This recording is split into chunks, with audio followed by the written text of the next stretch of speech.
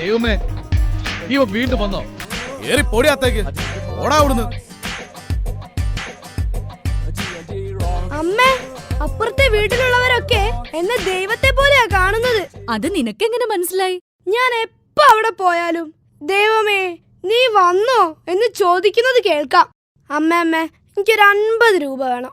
ഇന്ന് ട്യൂഷൻ കഴിഞ്ഞിട്ടേ എനിക്കൊരു സിനിമയ്ക്ക് പോവാനാ.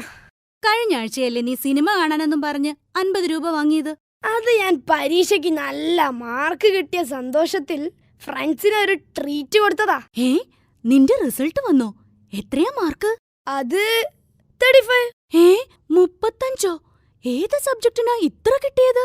അമ്മ പറ, ഞാനൊരു ക്ലൂ തരാം. ഞാൻ ട്യൂഷന് പോകാത്ത സബ്ജക്റ്റാണ്. മലയാളം അല്ല. പിന്നെ ഹിന്ദിയാണോ? ഹിന്ദിയും അല്ല. പിന്നെ ടോട്ടലിൽ എനിക്ക് 35 മാർക്ക് കിട്ടി. പോയിക്കോളോ എന്റെ മുന്നീന്ന്. 5 സബ്ജക്റ്റിനും കൂടി 35 മാർക്ക്. ആരേലും കേട്ടാൽ എന്ത് വിചാരിക്കും? അമ്മ തൽക്കാലം ആരോടും പറയണ്ട. ആരേലും കേട്ടാലേ ടീച്ചർക്കാ കണക്കേട്. ടീച്ചർക്കോ? അതേന്നേ, ഞാൻ കോപ്പി അടിക്കാൻ നോക്കിയപ്പോ ടീച്ചർ സമ്മതിച്ചില്ല. അതുകൊണ്ടാണല്ലോ ഇപ്പോൾ ഇങ്ങനെ സംഭവിച്ചത്. ഇപ്പൊ ടീച്ചർക്ക് അതിൽ കുറ്റബോധമുണ്ട്. നീ എന്നാടാ ഒന്ന് നന്നാവുന്നത്? ഞാൻ നന്നായി അമ്മേ. ഇന്നലെ ആ രാജേഷ് എന്നെ തല്ലിയിട്ട് ഞാൻ തിരിച്ചു തല്ലിയത് പോലുമില്ല. ഇനി തല്ല ഞാൻ അടിക്കെന്ന് പറഞ്ഞിട്ടുണ്ട്.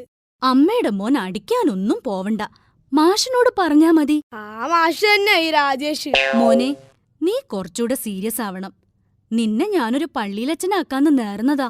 ചതിച്ചല്ലോ അമ്മേ. എന്റെ മോനെ ഒരു പള്ളിയിലച്ഛനാക്കാമെന്ന് ഞാനും നേർന്നതാ. ഇവനെ കൊണ്ട് മതി. കളിച്ചിരിക്കാതെ ട്യൂഷന് പോകാൻ നോക്ക്. ഇല്ല, ഞാൻ പോവൂല. എടാ, നീ അമ്മ പറഞ്ഞ കേൾക്കൂല? അമ്മ പറഞ്ഞിട്ട് സിനിമ കാണാൻ തിലകം വരെ കേൾക്കുന്നില്ല, പിന്നല്ലേ ഞാൻ. എന്താ അമ്മാവാ? ബസ് കേറുവാൻ നിക്കുവാ കുഞ്ഞെ. ബസ് കയറാനോ? എന്നാ റോഡിന്റെ നടുവ് ചെന്ന് നിക്ക്. ബസ് നന്നായി കേറിക്കോളൂ.